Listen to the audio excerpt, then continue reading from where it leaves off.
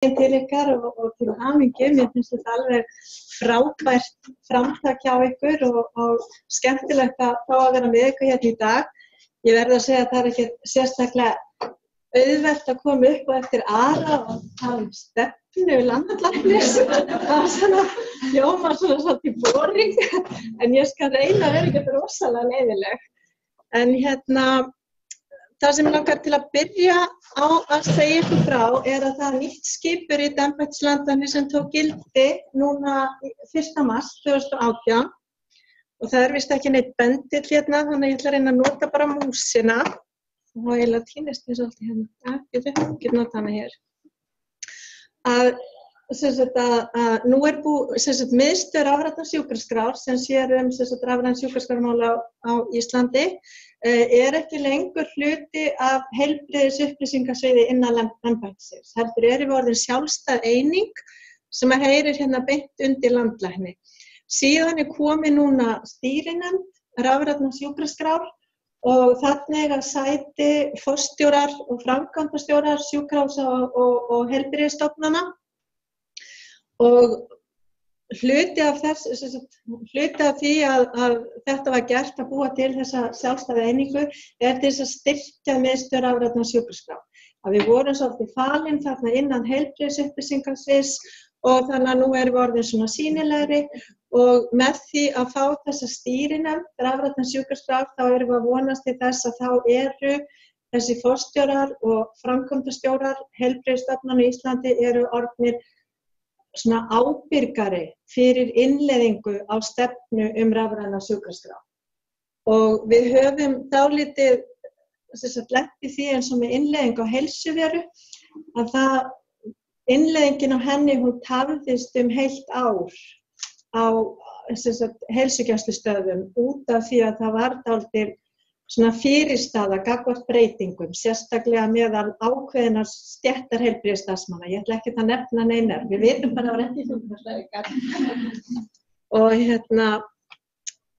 stefnan sem það til embætti landlæknis með stefnu og starfsáætlun, en við erum líka með sérstaka stefnu á miðstöð rafrænnar sjúkraskrár sem bara stefna rafræna sjúkraskrá og heilbrigðisnet. Og hún var gefin út í janúar 2016 og samtímis þá kom út sama stefna á ensku. Þannig að okkur fannst mjög mikilvægt að við gætum vísað í stefnu á ensku eins og við erum í samstarfi til dæmis við Norðurlöndin og það var dálítið slæmt að eiga enga stefnu rafræna sjúkraskrá á Íslandi. Þannig að það skiptir miklu máli að koma stefnan yfir á ensku leið. Það sem við hugsuðum þegar við vorum að setja stefnun á blað, þá var að við vildum ekki útbúa 50 til 100 blaðsíðna bók sem að enginn myndi lesa og upplýsingar sem að væru mikilvægar myndi týnast í. Þannig að við settum stefnun á að hafa bara 4 meginmarkmið, hafa hana svona stutta, ekkert svona bla innanum, heldur bara skýr og skorin stefna. Þannig að við erum með þessi 4 meginmarkmið. Númer 1 er aðgangur heilbrigðisstarfsmanna, að hann þarf að vera öruggur og heilbrigðisstarfsmenn þurfa að geta haft aðgang að upplýsingum sína skjólstæðinga, alltaf, allan sólarhringinn, hvar og hvenær sem og ekki og óháð því hvar upplýsingarnar verða til. Þannig að sjúkraskrá sjúklingsins sé ekki í einhverju sílói og á þeim stað þar sem heilbrigðisstarfsmaður starfar, heldur sé hún líka aðgengilega á milli staða. Við settum líka inn að einstaklingar þurfa að hafa aðgang að sinni sjúkraskrá hvar og hvenær sem og þar kemur heilsuvera inn.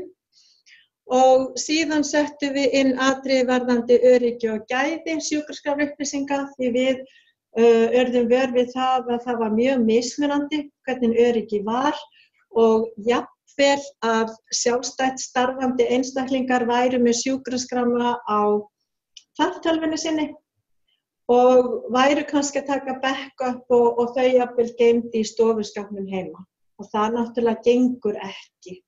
Þannig að við ákváðum að setja það inn í stefnu sem að þyrfti að fylgja.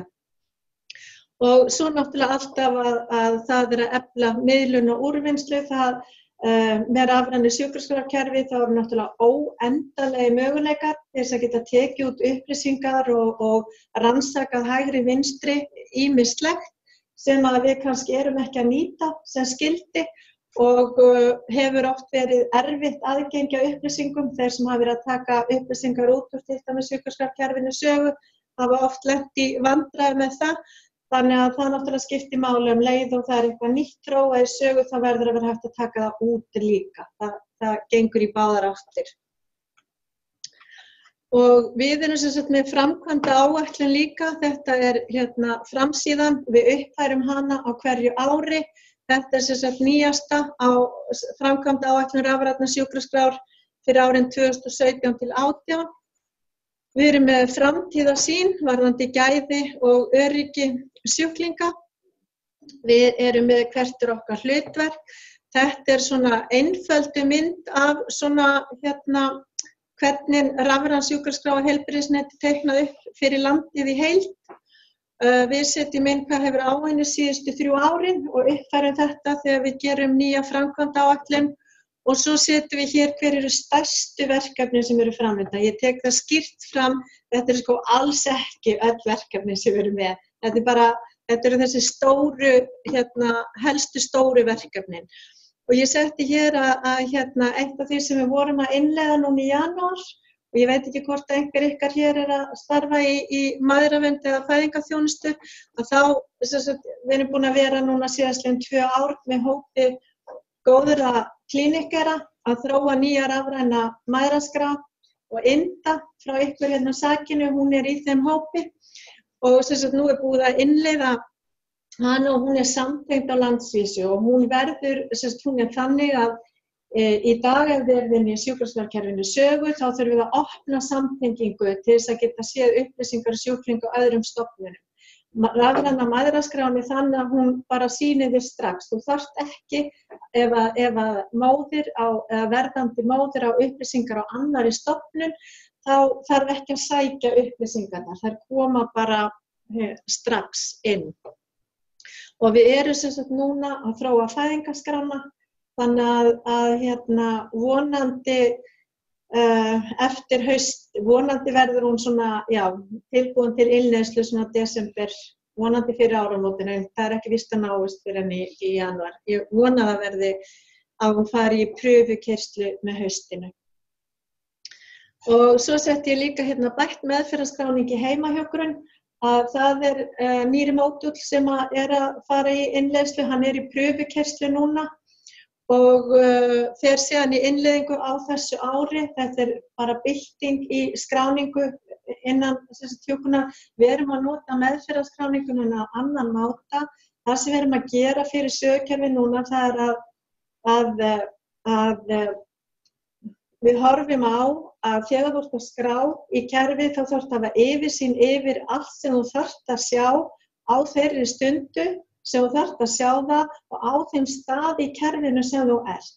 Við erum að passa það að sögukerfi fullt af standalone einingum. Að þú ert með bara það þessi módúll og hinn módúll, þú ert inn í meðferðarskráningu. Þú þarft að fara út úr meðferðarskráningunni til að sjá mælingarnar. Þannig að þú vilt geta sé nýjusta blóðþrýstinginn, þá þarft að fara yfir í eitthvað annað. Og það sama ef þú þarft að fara yfir í textasýnina. Reyndar komin auka gluggi núna í sögu sem að, því vonandi þekkir allar sem að hægt að nýta sér til að skoða, en það væri náttúrulega þá ídælt að maður þyrfti helst að hafa 2 skjái til þess að geta séð það sem ekki í boði á flestum stöðum. Þannig að það sem við erum að horfa á og mæðraverndar-einingin og heimahjúkrunareiningin, að þá erum við með yfirlit yfir allt sem þið þurfið að sjá. Þið sjáið mælingar, þið sjáið í heimahjúkrunni, þá var hægt að sjá með þess að hvar lykillinn geymdur, hver dagskrá sjúklingsins, það komið inn fyrir teymistjóra í heimahjúkrun, þannig að sá aðili sem heldur utan hvaða starfsfólk hvar og sjúklingahópinn, það komið inn í sögu, þannig að þetta henda Excel-skjölunum. Þannig að það eru svona ýmsar skemmtilega nýjungar fyrir hjúkrun á leiðinni, en við erum sem sagt líka að horfa á að taka í gegn meðferðarskráninguna og við erum líka svolítið að horfa á að við þurfum að koma inn í ICNP-inu sem er flokkunarkerfi fyrir hjúkrun og þannig að við erum að horfa á að koma því inn í sögu og í notkun innan sögukerfisins. Og síðan erum við komin inn núna í nýjustu útgáfu á sögu, þá meðferðarskráning hjúkrunar orðin samtengd, þannig að nú getum við séð upplýsingar í hjúkrun, í samtengdri sjúkraskrá. Áður voru það bara upplýsingar sem skráðar voru í eyðublaðeininguna en ekki inn í meðferðarskráningu hjúkrunar. Þannig að nú sést þetta á milli í textasýninni og eins mælingarnar og viðhengin. Það sést hvoru tveggja.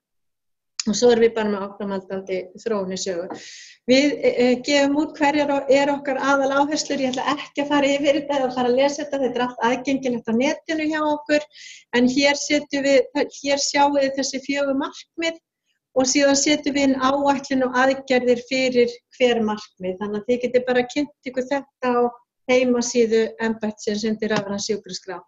Og sjálfsögðu þurfum við að geta metið hvernig okkur tekst til, þannig að við erum með árangursmat líka og þá setjum við inn eftir markmiði líka samtengda sjúkraskráin, heilsuveran, miðlægur aðgangur að myndgreiningum og rannsóknum og svo öryggi og gæði heilbrigðisupplýsinga. Og ég ætla bara að segja að varðandi samtengda sjúkraskrá þá af því að hún orðin nú þegar samtengd á milli allra heilbrigðisstofnana sem eru innan opinbera geirans að þá áherslan hér að samtengja sérfræðistofur og öldrunarheimili. Og varðandi aðgang einstaklinga að eigin heilbrigðisupplýsingum þá settum við inn hérna markmið möguleiki að bóka alla tíma rafrænt í heilsugæslu á heilsuvera.is og ég sýni ykkur aðeins af hverju við erum með þetta og svo setjum við hérna markmiðin að við viljum fá 10% aukningu hér í að almenningur fara að nota heilsuveru, það var markmið 2017 og við viljum bæta 20% við markmið 2017 fyrir 2018. Ég get alveg sagt ykkur að þetta fór langt umfram áætlun. Það var þreföld aukning í aðgangi almennings á milli 2016 og 2017. Og þannig að þetta er svona það sem ég ætla að leggja áherslu á hér. Og ef við aðeins skoðum þá meginmarkmið 1, hvaða aðgerðir það eru sem við vorum að horfa á þar, þá það náttúrulega innleiðingin á rafrænni sjúkraskrá á landsvísu og það komið. Við viljum að sjúkraskrá sé samtengd og það náttúrulega komið inn fyrir allar opinberar heilbrigðisstofnanir og langflestar sjálfstætt starfandi sérfræðilæknastofur á höfuðborgarsvæðinu. Við settum inn að rafræn sjúkraskrá þurfa að uppfylla kröfur heilbrigðisyfirvalda að það gengur að það að skrá í Word-skjal ekki rafræn sjúkraskrá, til dæmis að halda heilbrigðisupplýsingar einstakling og skráði það í Word, það ekki rafræn sjúkraskrá, telst ekki vera það. Og þarna vorum að hugsa líka að þær séu öruggar og allar aðgangsstýringar og logganir skili sér inn í sjúkraskrána. Við settum inn markmið líka að það öll heilbrigðisupplýsingakerfi sem í notkun þurfi að vera samhæfð, þannig að það þarf að vera samvirkni á milli.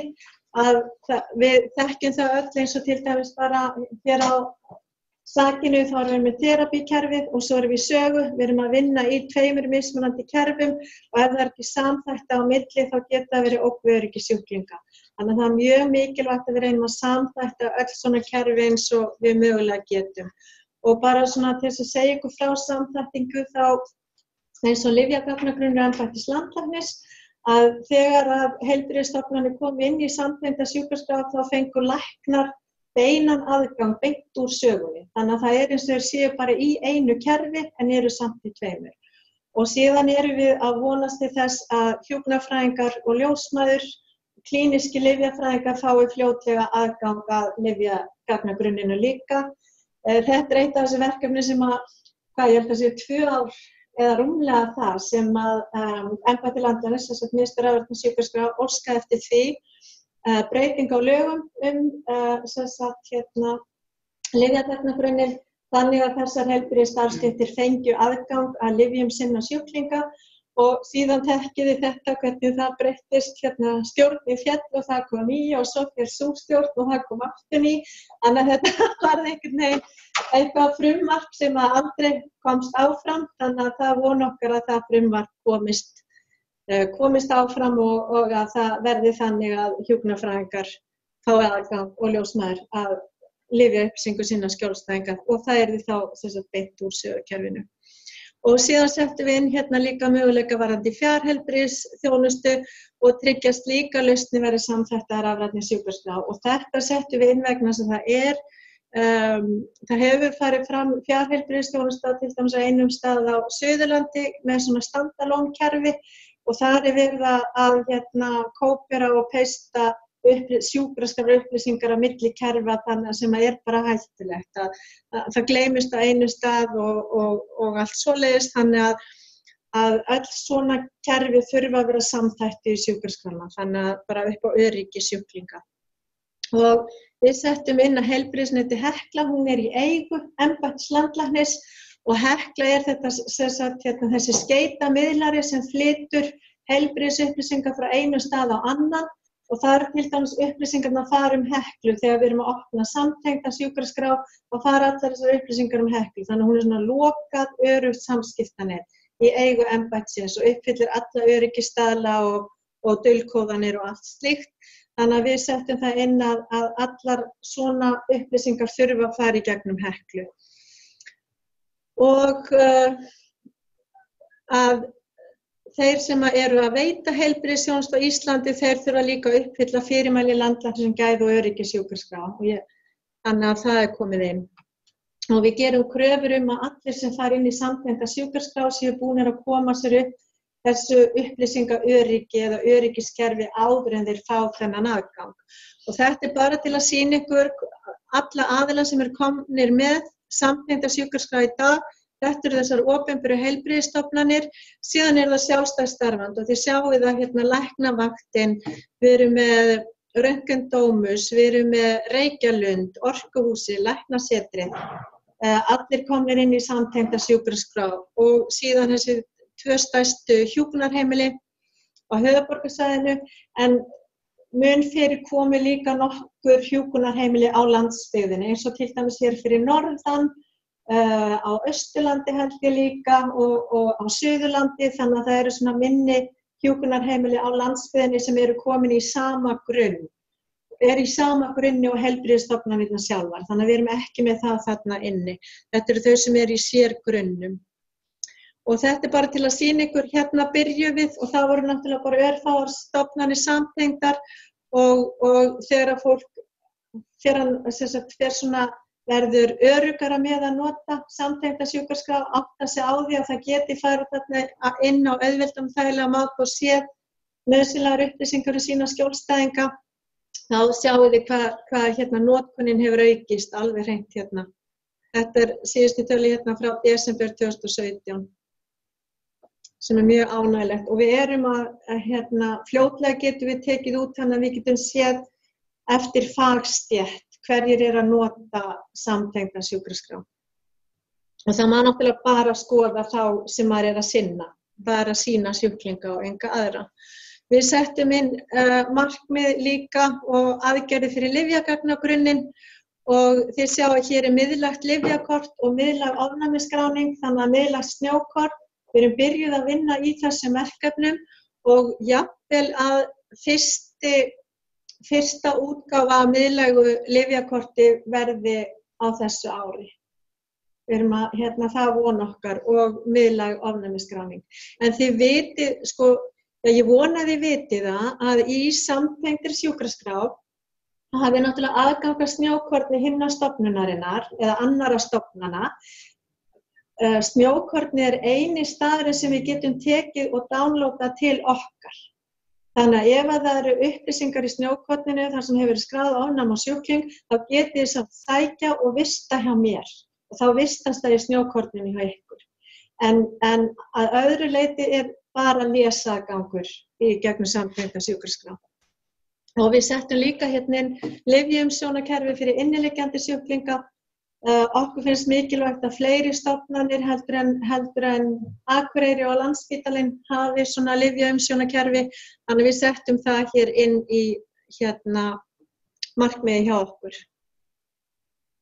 Að reyna að styðja við stofnanir til þess að geta fengið lyfjaumsjónakerfi fyrir inniliggjandi sjúklinga, þannig að það verði innleitt á landsvísu. Og þetta bara til að sýna ykkur varðandi ávísaða rafræna lyfseðla að í dag þeir orðnir 93% af öllum lyfjaávísunum sem við erum bara mjög ánægð með og það er náttúrulega sú leið sem við viljum fara. Þetta hér eru pappírs- og símsendir og faxaðir eitthvað líka. Og síðan settum við inn bara varðandi röntgenrannsóknir og ómskoðanir, ég ætla ekkert að dvelja við þetta en þar aðallega miðlægt aðgengi. Og við erum byrjuð að vinna í því og það Origo hefur verið að vinna með Glæsibæ í því að gera rannsóknarniðurstöður og Glæsibæ aðgengilegar og samþættar inn í sögu og við erum að horfa á Flexlabið sem hjá Landspítalanum að við búum til þannig að það verði aðgengilegt og samþætta við sögu. Þannig að það verði hægt að sjá allt svona sem poppar upp. Ef það eru rannsóknarniðurstöður sem á eftir að lesa eða ekki, að við gerum þetta öruggara. Og það eitt af því sem við erum að vinna í. Og komumst þá að því að það vissum að það eru nokkrar rannsóknarstofur á landinu, en það sem við vissum ekki og komumst að að hver einasta með heimatilbúið kóðunarkerfi, sem gerir okkur erfiðara fyrir. Við heldum að Landspítalinn væri með flokkunarkerfi sem væri á Norðurlöndunum en svo reyndist það ekki vera. Þannig að það þarf náttúrulega samhæfa þessa kóða áður en hægt að gera þetta aðgengilegt á landsvísu.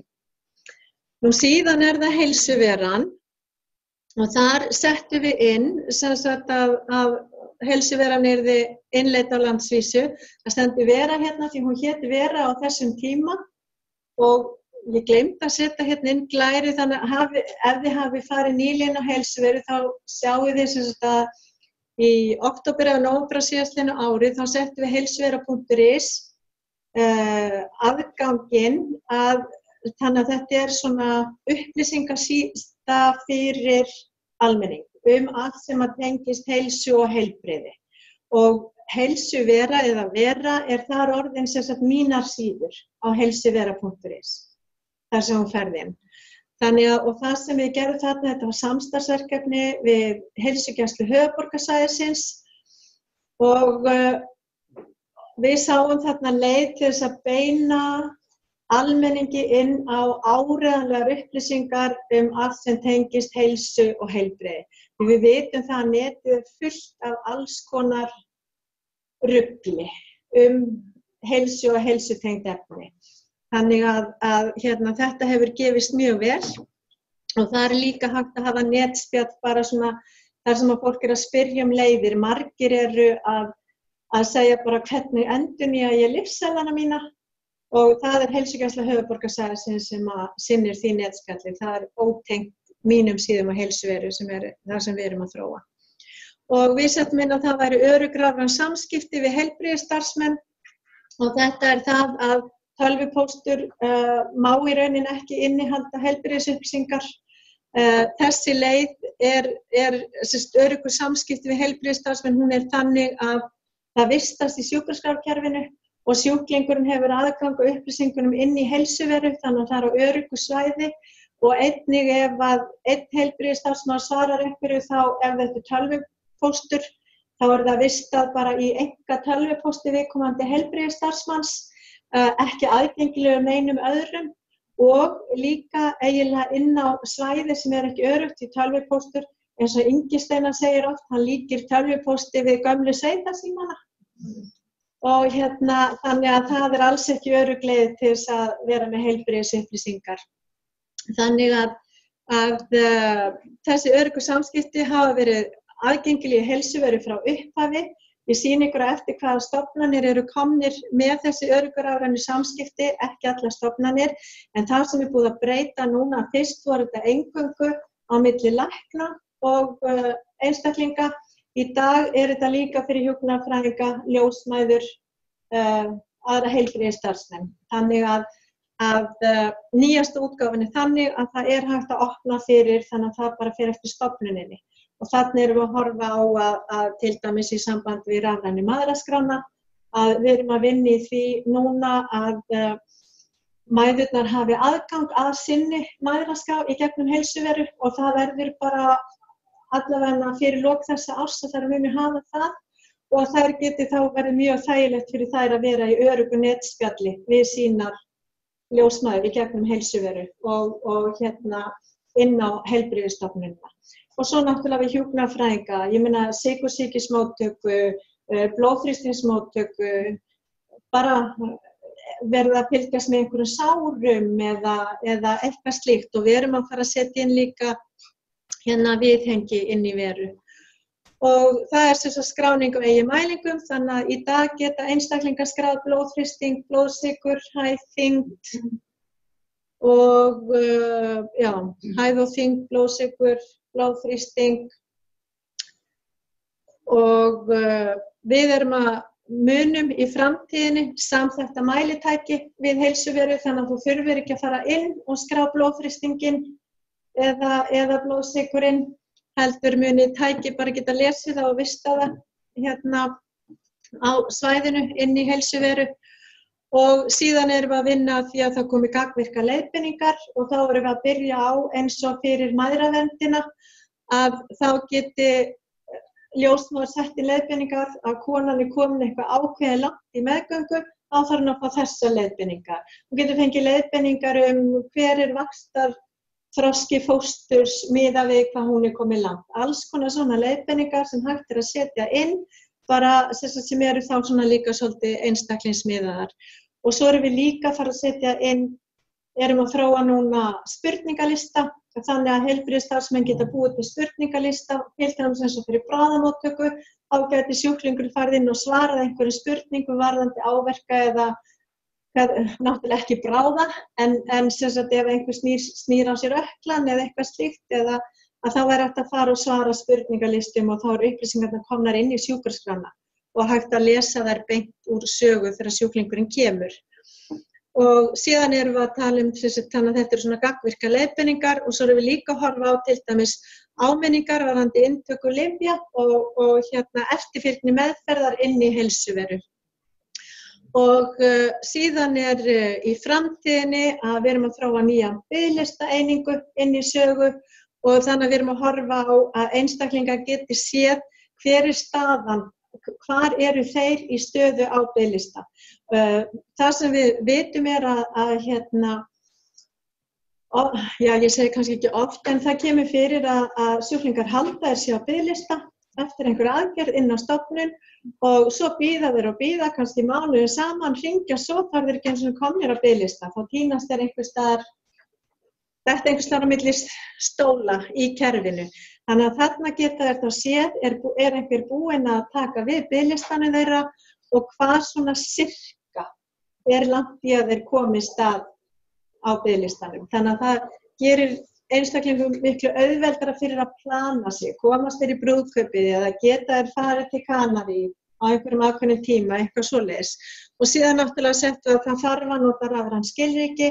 Þetta eru spurning sem ég veit ekki hvað ég búin að svara oft, bæði verið að hringja og senda tölvupósta, af hverju ekki íslykill. Ég vil fá að nota íslykill, bara því miður, við verðum að nota hæsta öryggi sem hægt er. Og hæsta öryggi eða mesta öryggi sem til í dag eru rafræn skilríki.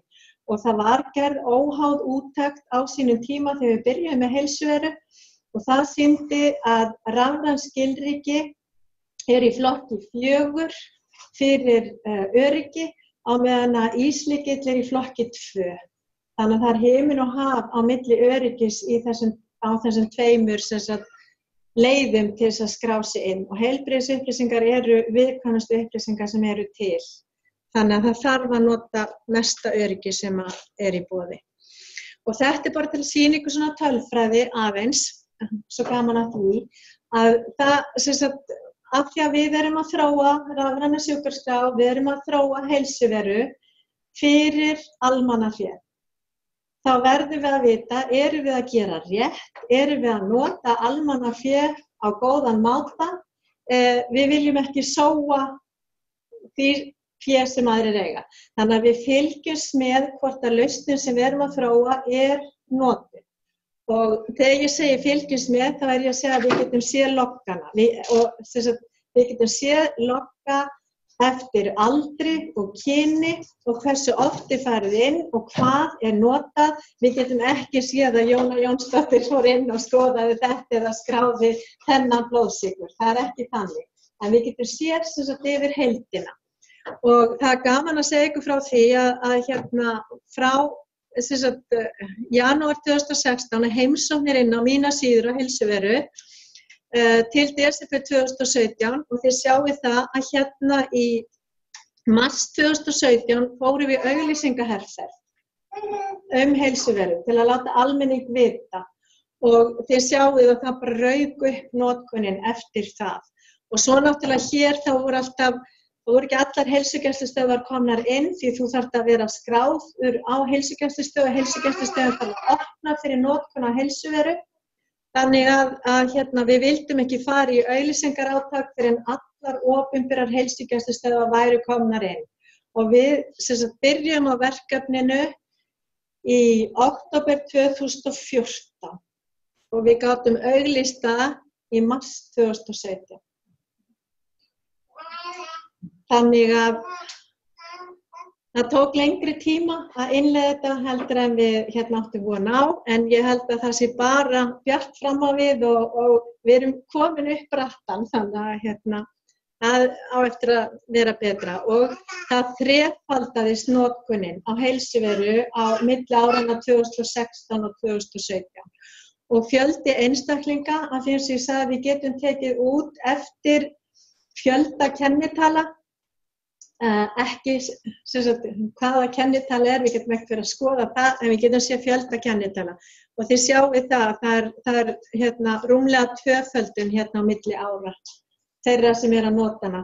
Og með því að taka bara janúar til dagsins í dag, að þá erum við komin langt yfir 40.000 einstaklinga.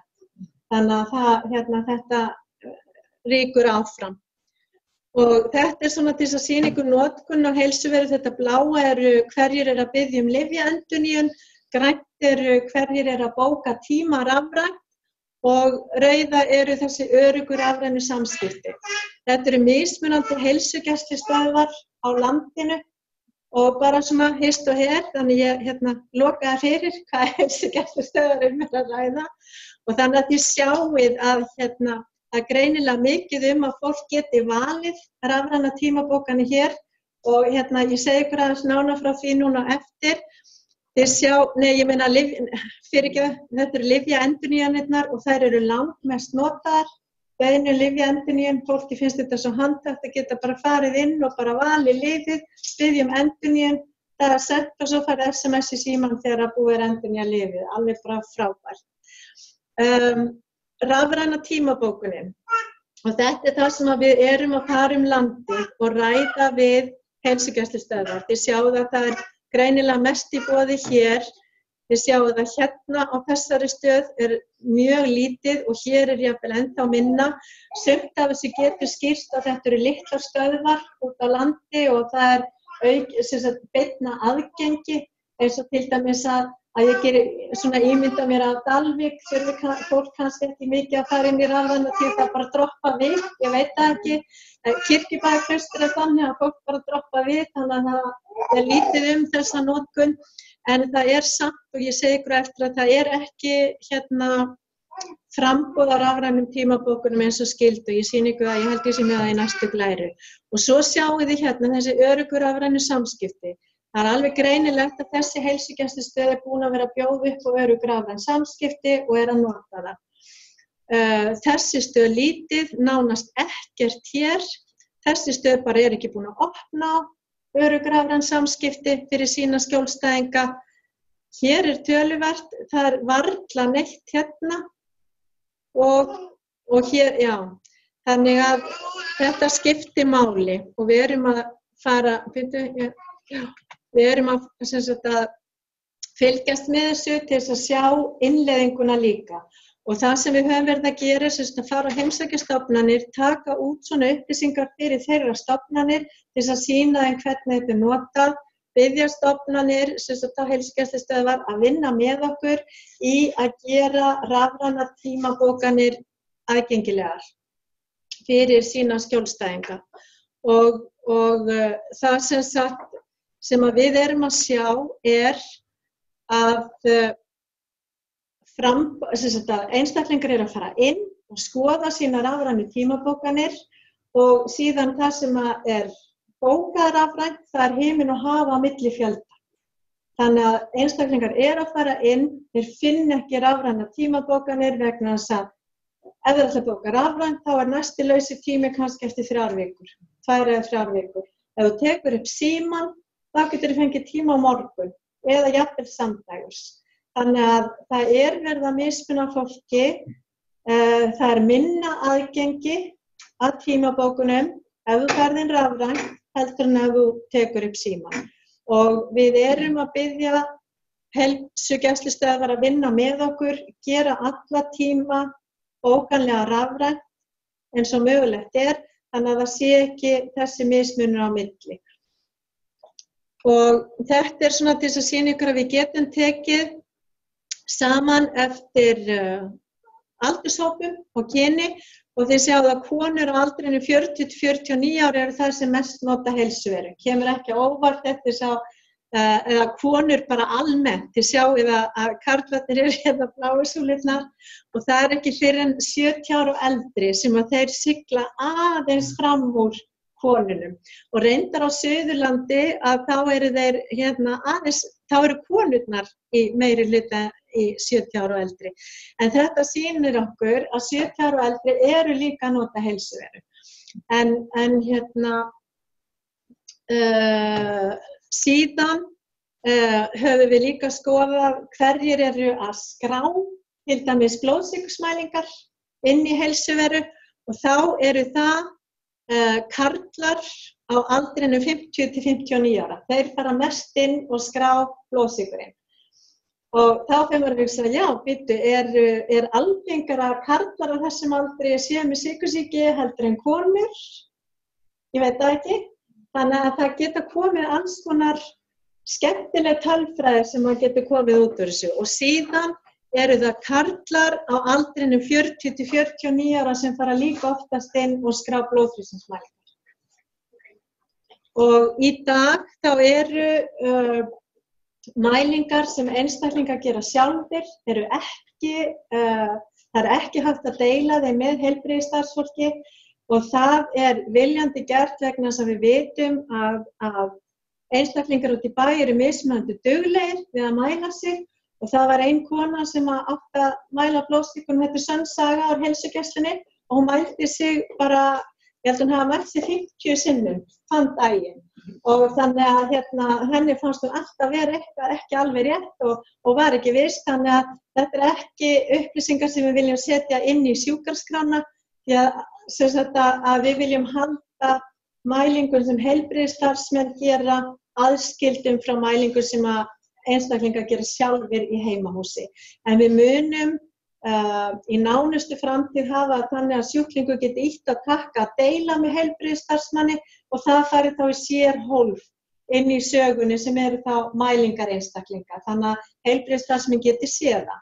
En einstaklingar geta náttúrulega alltaf opna símann sinn eða tölvuna í heimahjúkn eitthvað til að sýna sína mælingar en við munum gera það þannig að þær verði aðgengilegar þar.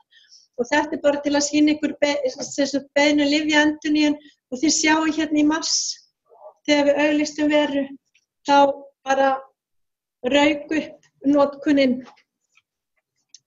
Og þetta til að sýna ykkur þá aðila sem eru komni með þessi öruggu samskipti gegnum heilsuveru, að það öll heilsugæsla höfuðborgarsvæðisins fyrir utan eina stöð sem í Garðabæ. Suðurlandi bara með á Rangárþingi í dag og við bara vonumst til að þeir opni fyrir meira. Það mjög ánægjulegt að segja ykkur frá því að allt Norðurlandið komið inn með örugg rafræn samskipti. Það alveg frábært. Þannig að þið sjáum að þið eru þarna með heilsugæslu höfuðborgarsvæðisins að veita þennan aðgang. Og það sem við höfum verið að segja við fólk með því að gefa þennan aðgang, þá hægt að draga úr álagi.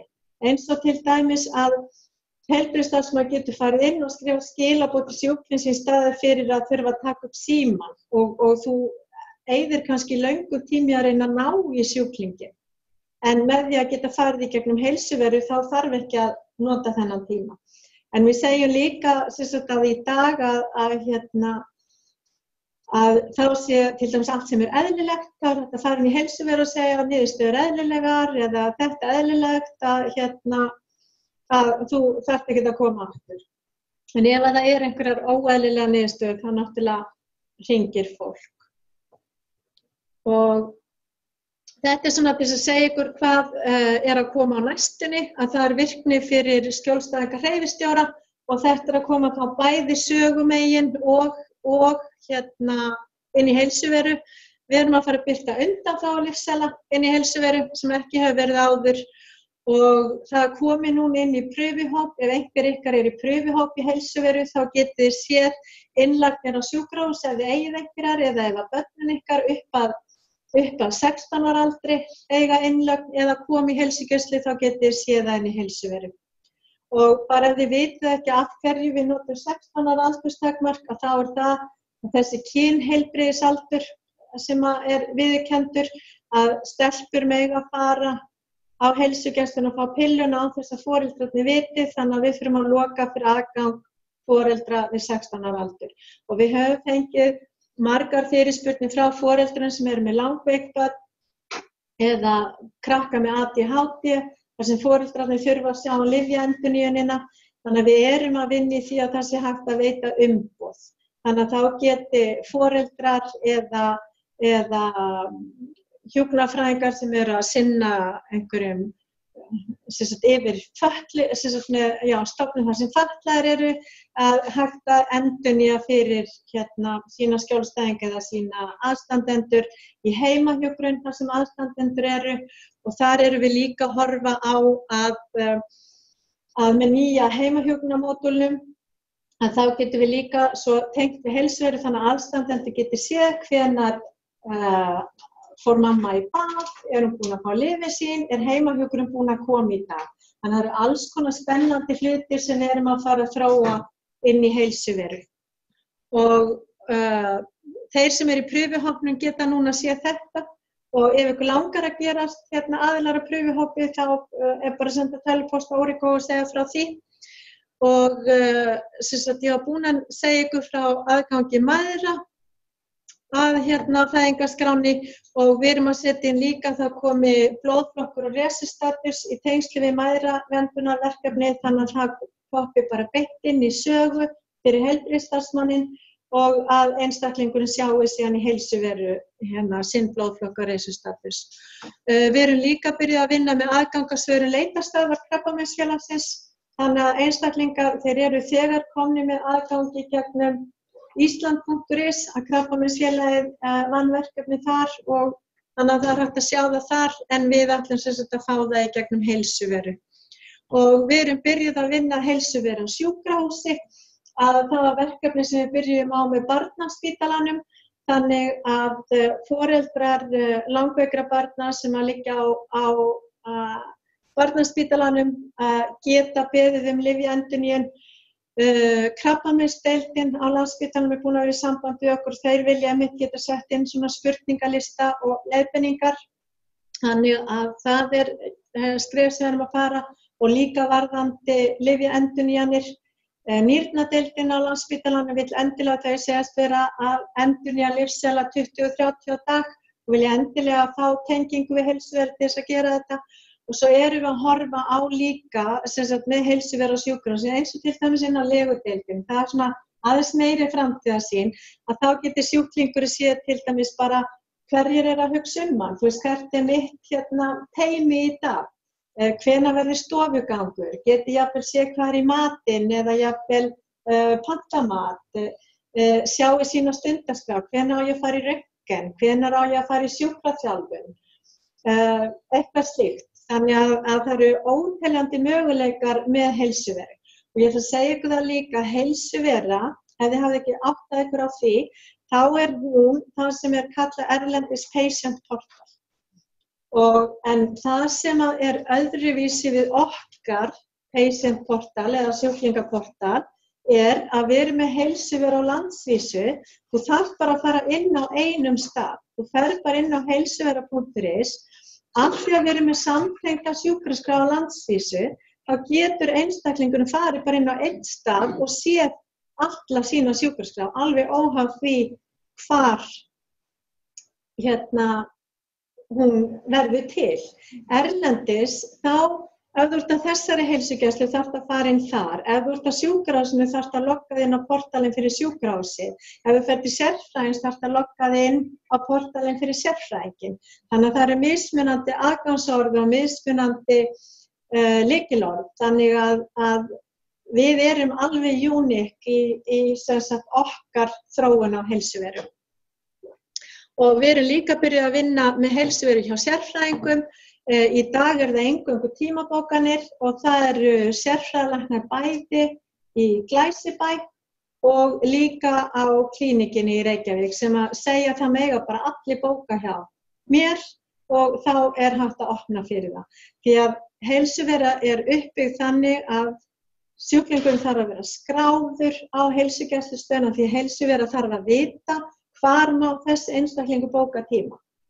Og ef hann ekki skráður á stöðuna þá þekkir heilsuvera ekki, má hann bóka á Akureyri eða Dalvík eða Austurlandi, að veran þarf að vita það. Þess vegna, þannig að það sem við erum að horfa á varðandi tímabókanir hjá sérfræðingum sem að þarf til dæmis tilvísun með, þá ætlum við að tengja það tilvísanakerfi. Þannig að ef einstaklingur á tilvísun eða ef hann á komu í kerfinu þá hægt að tengja við það.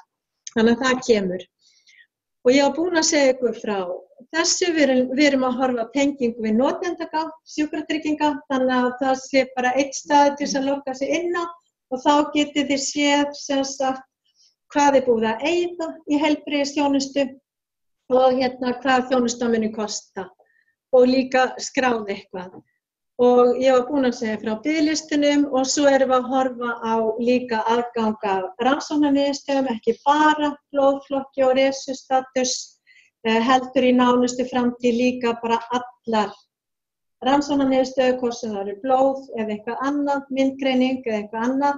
Og ég gleymdi að segja ykkur það sem við erum að horfa á varðandi mæðraverndina þar að konan geti fengið aðgang að myndina af barninu sínu þegar hún fer í ómskoðun. Það ógeðslega flott.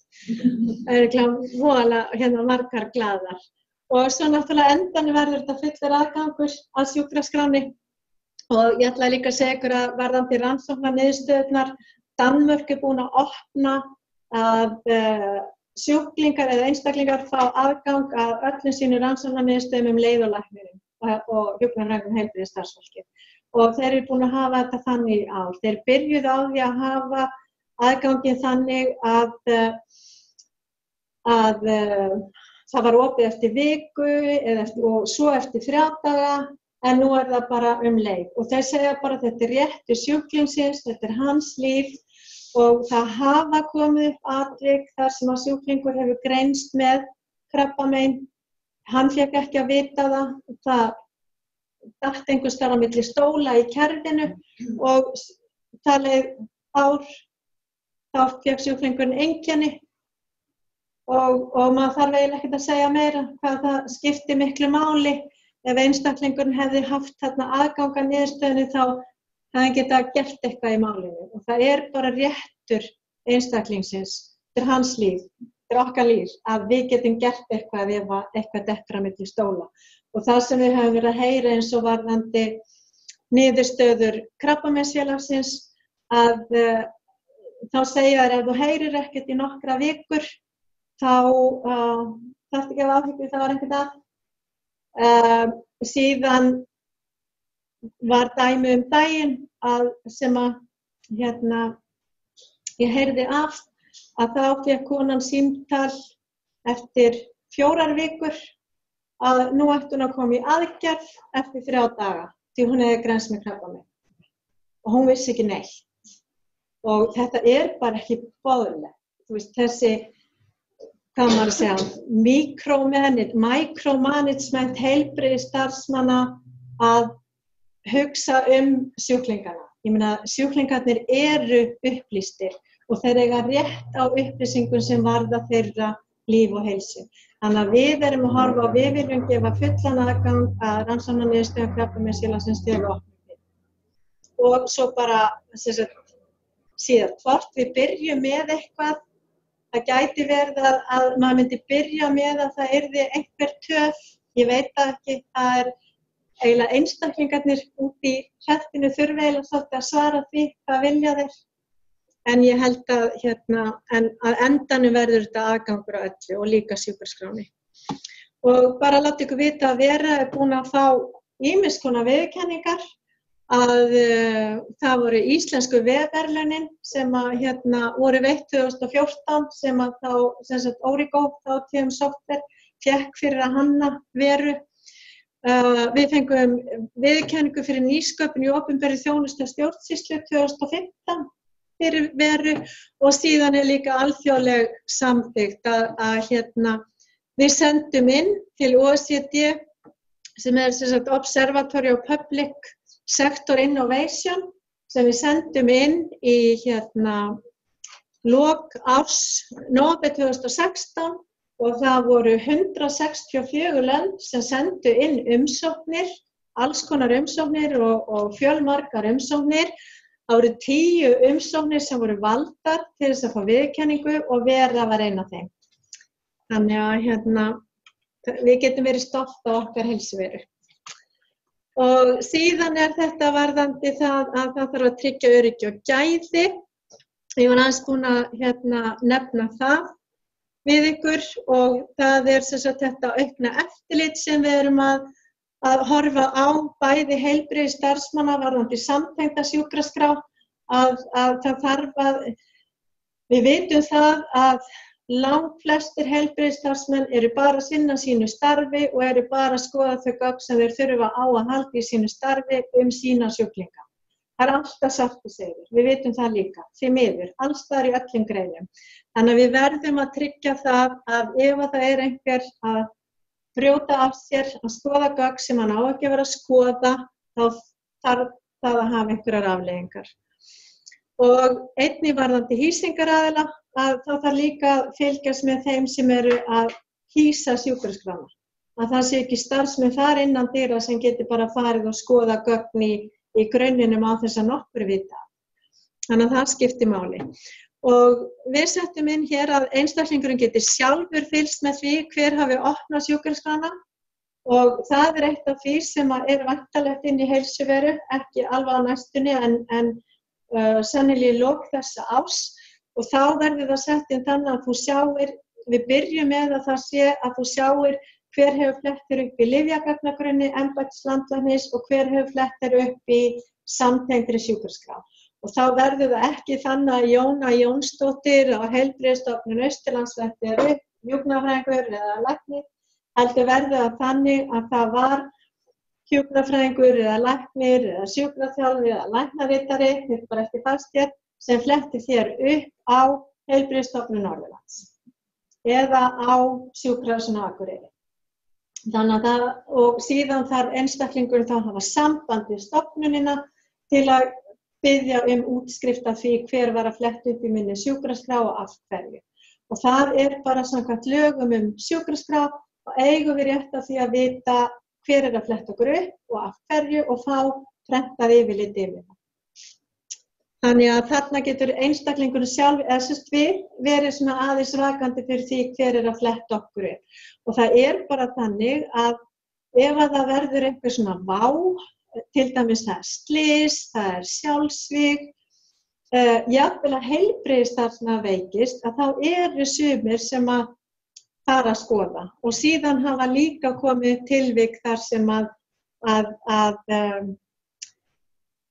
heilbrigðisstarfsmenn hafa verið að skoða sjúkraskrá maka sem þeir eiga ekki erindi í.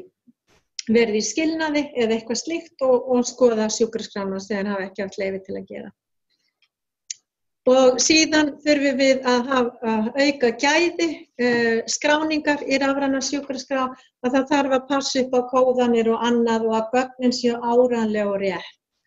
Og eitt af því sem eitt verkefni sem gaman að segja frá líka, það kennsla fyrir notendur sögukerfisins, að embætti landlæknis búið að stofna vinnuhóp notendafræðslu og Erla Björns sem verkefnastjóri á sjúkrahúsi Akureyrar, að hún komin í 20% vinnu til embættis landlæknis í samvinnu við sjúkrahúsi hér og hún stýrir þessu verkefni og að útbúa myndbönd sem eru að kenna ástögu og það var eiginlega þegar við sáum hvað Erla var að gera flotta hluti hér á sjúkrahúsinu, þá vildum við fá hana til þess að útbúa eitthvað sem gæti nýst á landsvísu og þannig að við gætum verið með bara að pakka og gert kröfur fyrir alla stofnanir. Því að það eru ekki alla stofnanir sem að búa að svona góðum aðföngum, að það mismunandi fjármagn, það mismunandi fjöldi starfsmanna og það mismunandi hvað hver stofnun í stakk búin til að gera. Þannig að okkur finnst eðlilegast að embætti landlæknis sjáum að útbúa kennsluefni á sjúkraskrárkerfi sem við erum að þróa og það verður síðan aðgengilegt á landsvísu. Þannig að allir getur séð það og farið í gegnum það. Þannig að þetta verkefni sem komið af stað og ég ætla líka að segja ykkur það nýbúið að setja nýtt myndband heilsuveru fyrir almenning á netið. Ef þið vitið ekki af því og getið þá sagt eitthvað skjólstæðingur frá því að þið vitið ekki af því. Og þetta kennsluefni verður uppfært eftir þörfum og við munum setja inn kröfur frá embætti landlæknis það að allir nýliðar og allir sem allar svona viðbætur, endurmenntun þurfi að fara þarna inn. Og svo bara aðeins í sambandi við síðasta markmiðið, það varðandi upplýsingamiðlun og úrvinnslu til þess að hægt sé að taka upplýsingar út úr kerfinu. Og það smá tími held ég fyrir, ég veit ekki, kannski 4 mínútur fyrir spurningar, en svo ég hérna líka á eftir ef einhver vil spyrja í kaffihlénu. Einhverjar spurningar?